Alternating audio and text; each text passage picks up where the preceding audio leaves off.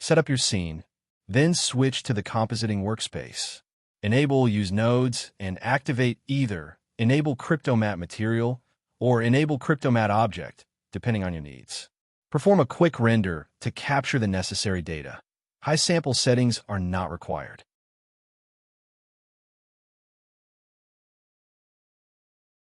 Select the Cryptomatte type, then click Pick Cryptomatte to display the Cryptomatte image for selection. Personally, I find it easier to pick Cryptomatte IDs in the image editor window, but you can also pick them directly from the image in the compositor.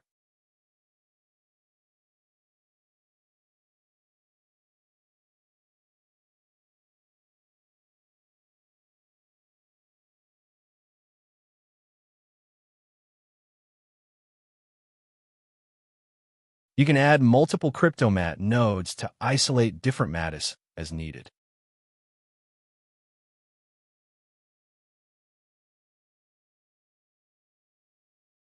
Select the Cryptomatte node, then click Automatte to automatically generate and separate each selected Cryptomatte.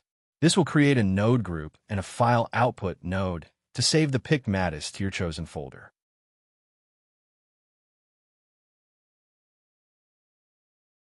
Make sure to set the Cryptomatte type to match the Cryptomatte layer used in the Cryptomatte node. The Automatte button will only appear if the types match. Set the Cryptomatte output folder by clicking the folder icon on the file output node.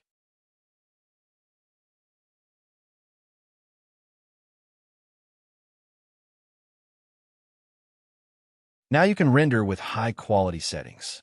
The Cryptomatte files will be automatically saved to the folder you specified once the render is complete.